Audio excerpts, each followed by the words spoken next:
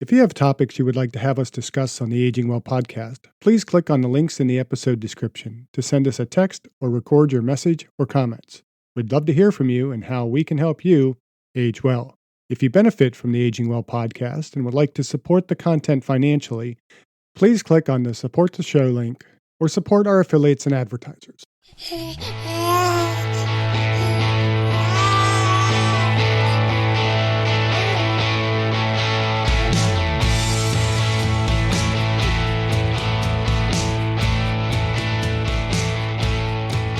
Welcome to the Aging Well podcast. I'm Jeff Armstrong here with Corbin Bruton. In this and the episodes that follow, we will share candid discussions on aging and hear from the experts. We are here to inform and encourage as we experience, aging. In today's episode, we explore a new AI app called ChatGPT and what it has to say about aging well. Okay, Dr. Armstrong, so you're telling me that there's an app called ChatGPT? And what is that? Is it an electronic device? Is it like an AI system that answers questions? What is it exactly? Yeah, so it's an AI system. And as an academic, it's one of those things that has fast got on our radar because certainly students could potentially use it to write term papers and things like that. And so we're trying to figure out, how to manage that in academia. But I started playing with it because I think can be an interesting tool because it really can just quickly put together information for us and could be a good resource. In fact, I had one student that pointed out to me that you can actually use it to get an exercise prescription, which theoretically could kind of put us out of work, but it's limited and it's potentially learning. It's kind of a scary thing. Joe Rogan had a guest on one of his podcasts that were talking about why he won't use it. Because it can theoretically begin to develop into, something much more nefarious than just simply writing term papers. But I thought maybe today we might just kind of use it to see what it says about aging well. What do you think? Yeah, no, I would love to. Let's type in. Let's see what is aging well. Yeah, so its response comes back. Aging well refers to the process of growing old in a healthy and fulfilling manner. It encompasses both physical and mental health, as well as social, emotional, and spiritual well-being. The idea of aging well is to maintain a high quality of life as one grows older, to avoid or manage age-related health problems, and to continue to engage in activities that bring joy and fulfillment.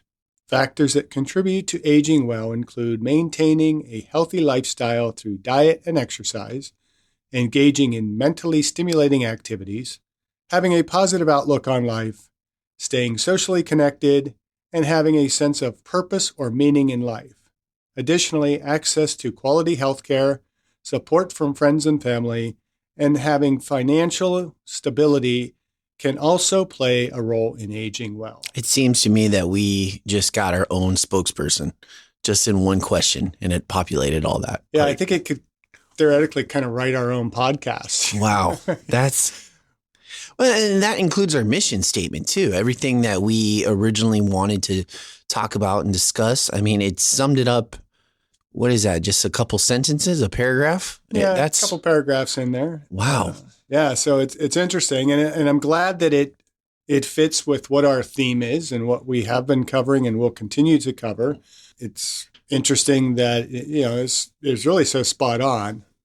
So on one hand, we're seemingly doing the right thing on this podcast, and second thing is it's kind of good to hear that ChatGPT agrees with us. Artificial intelligence agrees with us. Yeah, so artificial intelligence versus a lack of intelligence, which wins out? All right. Well, let's try what are the 7 most important things for aging well? Yeah, I think this is a good question to ask it because, let's see, are we on track with our themes and what else maybe do we need to be talking about on the podcast? And so what has it spewed out here? What is number 1? Of the 7 important things for aging well, according to ChatGPT? Here are the 7 important things for aging well. 1, exercise regularly. Regular physical activity can help maintain physical function and reduce the risk of chronic diseases associated with aging. Sounds familiar. I think we've done one or two podcasts that have emphasized the importance of exercising regularly. Definitely in that ballpark. I think it's interesting. I mean, it doesn't go into specifics about that, but I know that if you ask more questions of ChatGPT, that it will get more in detail with that. And I don't know if we'll get to it maybe today, but at one point I did ask it, should older people lift weights? And it had a response for that. So yes, we should exercise regularly and use that to help maintain our function, which again is the theme that we've been talking about, that if we're exercising regularly, we are going to have the capacity to age more successfully. And we've talked about the role that strength plays in longevity. Nice. Number two, eat a healthy diet. A balanced diet rich in nutrients and low in added sugar, saturated in trans fat, and sodium can help maintain overall health and prevent chronic diseases. Again, sounds familiar. I think we've done a podcast or two on eating well. And I don't recall the number of the podcast, but we did talk about how seniors are eating increasingly poorer diets. Mm-hmm. And so it's important to kind of get that on track. This is rather general. What is a balanced diet? And of course, that's something we can and do talk about on the podcast. We do emphasize low added sugars, although sugar can have its place or carbohydrates can have their place in the diet. So it's important to understand that low sugar is not necessarily or low carbohydrate is not necessarily the best approach. But when we consume those carbohydrates, how we consume those carbohydrates and in what quantities is important. And of course, the fats, sodium, all those things. We talk about those affecting disease. Any other thoughts on number two for GP? Yeah, I'm just wondering if you ask it certain questions, and maybe we can do that on a later time. But as far as fad diets go, a ketogenic diet or a paleo style diet, where they are low carb, and then ketogenics where they want more fat based stuff, and the theory behind that, or what the science says, is that fat can be used as an energy source when your body's in ketosis, but it also can help regulate hormones. That's some of the stuff that a lot of people that are pro keto talk about. And I'm just, readers aren't seeing your air quotes as you yes. throw those up there. I think we might just kind of make this a regular spotlight on the Aging Well podcast to just what does ChatGPT say about. Yeah. And maybe just once a month we do that for a while and kind of address some of these different themes, because we do have a tendency to kind of find the articles that are out there and just kind of rip on those. But it would be interesting to kind of see what artificial intelligence is giving as the answers, because people are going to be using this. I mean, this is a free software.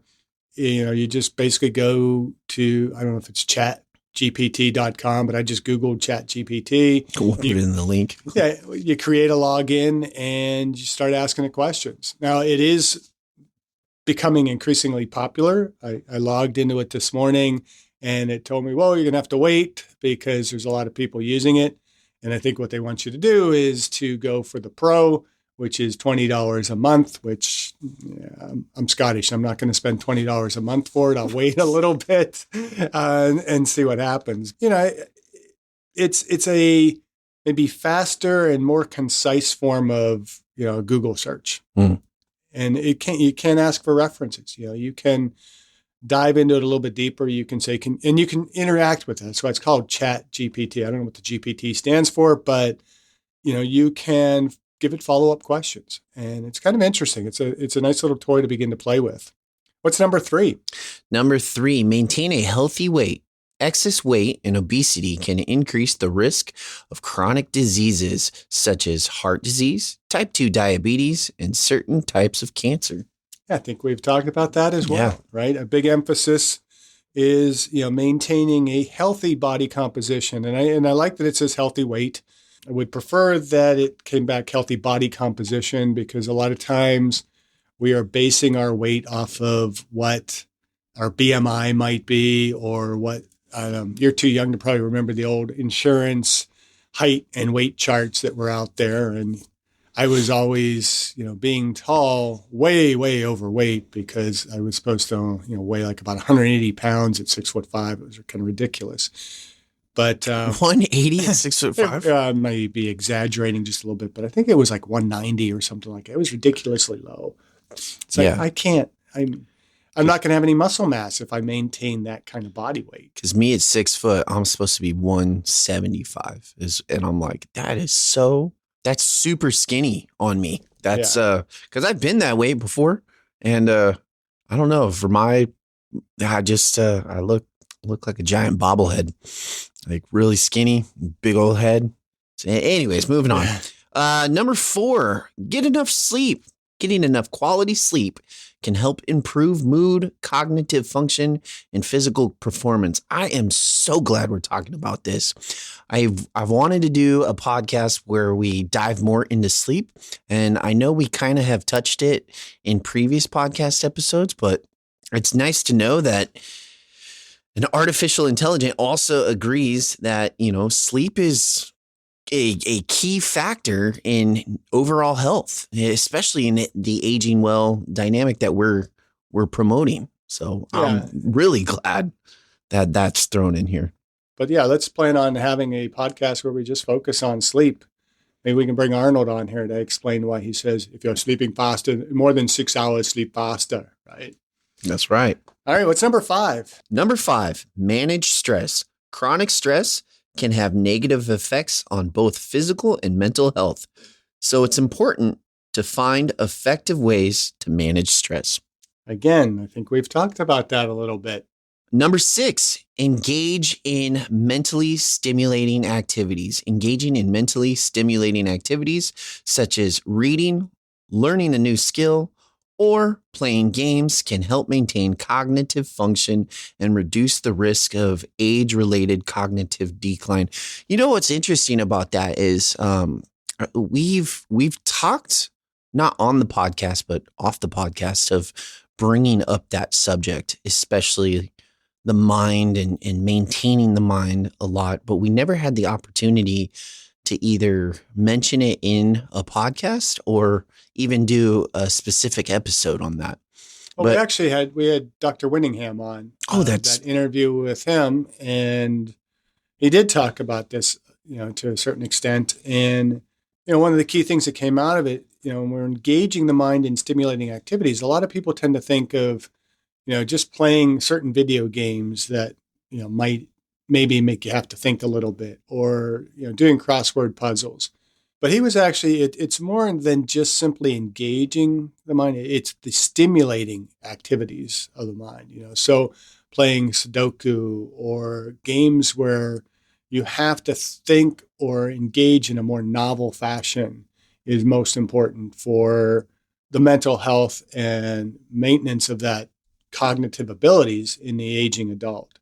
And so, I think ChatGPT kind of hits this pretty well on the head. Mentally stimulating activities, reading, and reading new materials, I think, is always very, very important. We've stressed, I think, reading quite a bit, learning a new skill, playing games. Again, those games need to be of a certain type, but playing games, even just playing games, even if they're not necessarily as mentally stimulating, but you're using the brain, is going to have some benefit. Right.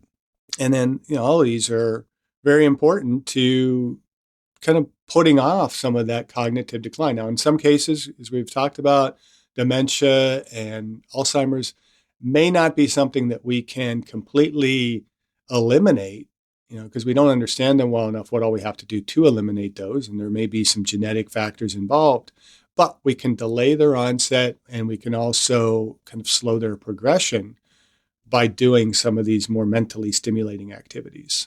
Yeah. And you know what? I think personally, we are so close to fully understanding a way to stop or prevent it. I do. I think, we've been studying it for decades, and we've come really far. Before, there was no cure whatsoever. And then through research and studies, like you said, we still haven't found a cure yet, but we figured out a way to delay it and really prolong it from completely coming in and taking over. And there's at least three things off the top of my head that I can think of, but I'm sure there's a whole lot more. And I think the more we grasp it, the more we understand it. It's just a matter of time until we figure out a full on preventative measure. And I'm glad you said, that we find the preventative measure, because, earlier in the comment, you kind of said, finding the cure. I think that, unfortunately, as we've talked about, is the approach that medicine often takes, is focusing on the cure rather than on the preventative side. Right. And I think a key to aging well is not having the cure that just carries us through the aging process, allows us to get older, but not get older in a productive manner, or more, along the lines of what aging well was defined in that first response, process of growing old in a healthy and fulfilling manner, not just simply growing old.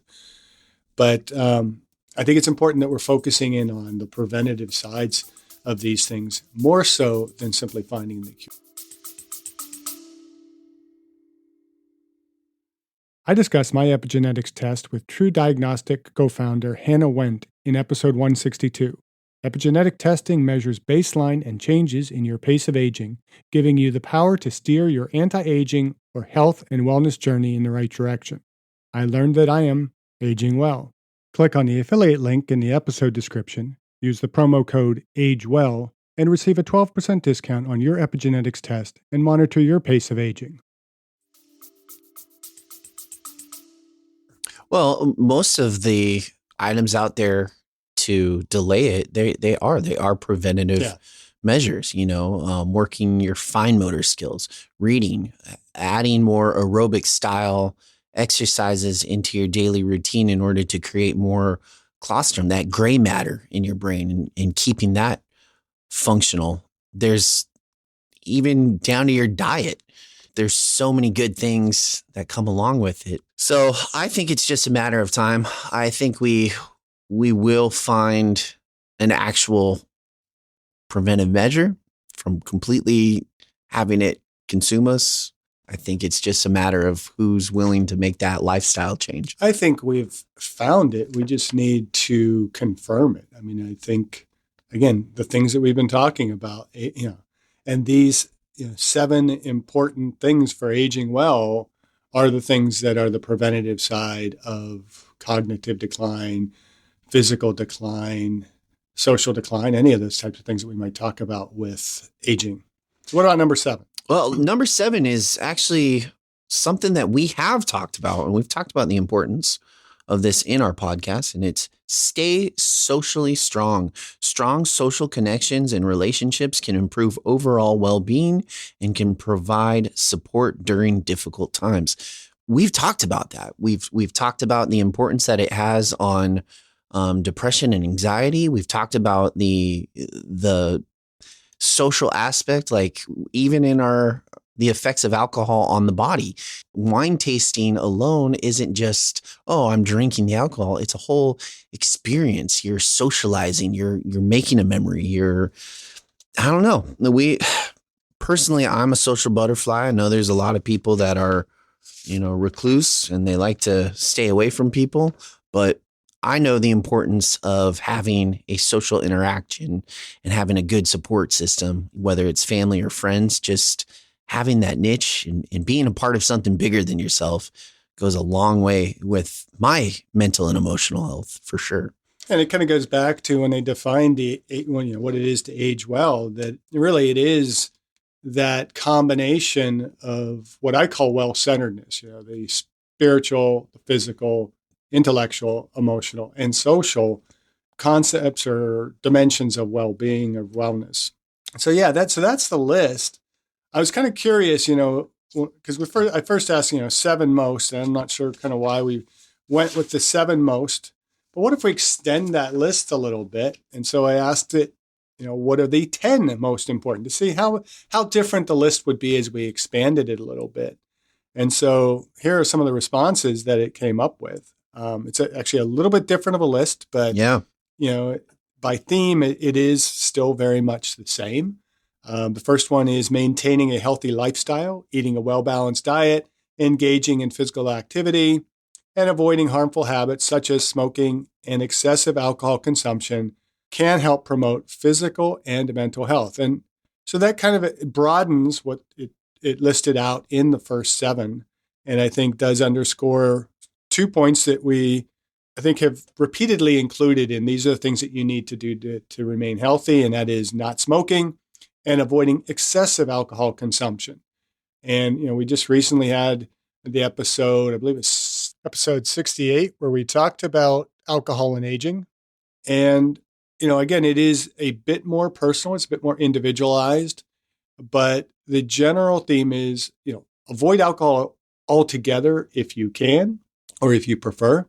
If you prefer to consume alcohol, make sure that it's done in moderation and that it is done for the right purposes. That it is to help to, I don't want to say facilitate, because that almost seems kind of codependent to say it facilitates social interactions, but to kind of help us, engage and to enjoy those social opportunities that we have without going to the extreme of drunkenness and things like that. Anything else that you see kind of with that maintaining a healthy lifestyle piece? No, I'm actually kind of impressed that it mentions, it says the word excessive alcohol consumption, in the world we live in, to say no alcohol whatsoever, even though ideally you don't want to have alcohol. Some people, they might have a glass of wine with dinner at a fancy occasion, or they may have a beer with their burger at a sporting event. And those events are fine because, I don't know, I think alcohol, depending whether it's wine or beer, it can actually complement your food and enhance it. There is a social aspect to it. Now, I don't drink anymore, period. I'm coming up on 7 months of no alcohol, and it's pretty good. But they do have those substitutes for in the beginning when I was really like, oh man, I don't want to miss out on social events. They have like hop water, quotation marks around that, and it tastes like you're drinking a beer, but it's literally just water Whatever with it like takes to get you through the day. yeah, whatever it takes. But I get it. I get the social interaction piece to it. And yeah. And then also, I think in that same episode, we talked about how red wine, there are some benefits as far as red wine goes with the antioxidants. Yeah. So there are some benefits. And, Mhm. and I can refer everybody back to that episode to discuss that a little bit more inclusively. But I think the main takeaway is, healthy lifestyle, eating a well-balanced diet, and regular physical activity, and avoid those harmful supplements. So it's just like, it's everything we're talking about, everything here.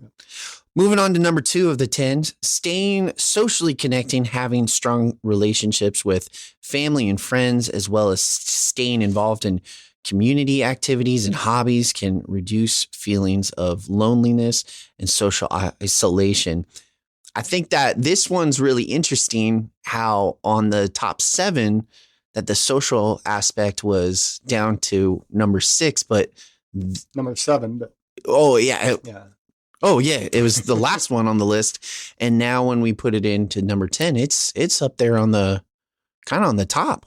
Yeah, I'm not sure if these are necessarily in any kind of particular order, but it is interesting. It kind of bumps it up there, and it doesn't say much more than it did in the earlier ones. Although kind of elaborating on, rather than just supporting us during those difficult times, it's helping to reduce feelings of loneliness, social isolation, and it's just kind of getting us involved.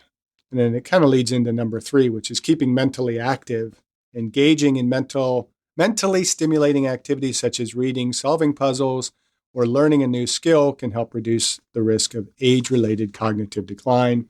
And again, I think that just kind of reiterates what was said before, and it's almost in very similar language.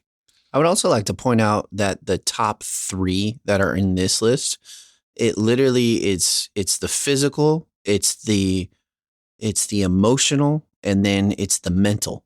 Like it's almost like Well, it's it's covering your body, your mind, your emotion. Like that's amazing to yeah, me. it's covering, it doesn't really directly address the spiritual, but, and that's probably something I would probably include somewhere in here is that aspect of understanding that there is something greater than self, which, is involving yourself in your communities and with other people and doing all that. So it's, the way they kind of word the staying socially connected, it's almost for self benefit as opposed to community benefit. Mm, And so might be the big piece that's missing in this whole list. But what is AI to know about spiritual well-being, right? right. But yeah, so it does cover kind of that broad wellness model. What's number 4? Getting enough sleep, getting adequate sleep each night is essential for overall health and well being and can help reduce stress, improve mood, and enhance cognitive function. I don't need to elaborate on this. I already am really excited that it's being recognized in both of these lists. Number 5, managing stress, finding healthy ways to manage stress, such as through exercise, meditation, or hobbies, can help reduce the negative impacts of stress on physical and mental health. Yeah. So again, pretty much reiterating many of the points that were made in the original 7 list. Mm-hmm.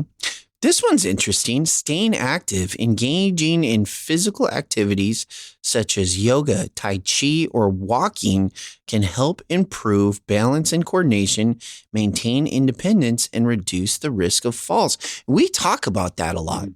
We talk about the difference between exercise and being physically active. And so I think that's really interesting that it's separating the two in the list of, being physically active versus being exercising. Yeah. And unfortunately, as I kind of look through this list, it is not really emphasizing exercise probably as much as it should. But it does, emphasize the physical activity. But as we've talked about, there's that importance of more strenuous exercise in order to better support and to maintain the physical activity that we can do that helps us to age well. Yeah. Number 7, taking care of mental health. Seeking help for mental health concerns such as depression or anxiety is important for overall well-being, and it can help improve quality of life. Yeah, and I think that's one thing that at any age we tend to have a bit of an aversion toward is, admitting that we need help in our mental health and finding whether it be therapy or counseling or just simply doing the things that might help to manage our depression or anxiety and so on. And we've talked recently about the role of creatine in depression. And, certainly like to talk more about that as the podcast goes on, because I think that can have a very important role in our cognitive function as well as our, emotional and mental function. Well, I also think it was such a taboo subject that a lot of people didn't want to talk about. It's like, don't talk about it. Just deal with it. And, you're fine. Nothing's wrong with you. It's all in your head. And I think that was kind of the mindset in past generations. And I do think as a society that we have come really far. We're more aware of a lot of the mental illnesses that are out there. And we're more aware of the effects that it can have on the body. I probably like last weekend, I ended up hanging out with my brother and we just played around at disc golf. And we probably were just shooting the breeze for about 8 hours, just having that brother conversation. Well, my brother is actually in the field of mental health and just picking his brain on stuff and what he sees and how he implements what he sees daily through his work and instills this knowledge into his kids and have them be aware of their feelings and emotions. And it's really cool. It's a really, really cool concept that unfortunately I felt like the past generations didn't necessarily instill that as well in us. And I'm not blaming our parents or anything like that. I just think as a whole, teachers and it was such a taboo subject in the past. And now it's becoming more open. Like, hey, I have this problem. How do I fix it? Hey, I'm feeling this emotion. Why am I feeling this emotion? What's the root cause of it? And how do I get over whatever this emotion is? And it's a pretty cool. Yeah, and I think, being in that bit older generation, that there has been a little bit of a pendulum swing. Mm-hmm. When I was a kid, it was much more kind of toughen up, work your way through it. There was a much more emphasis on grit and responsibility and, toughening through the hard times.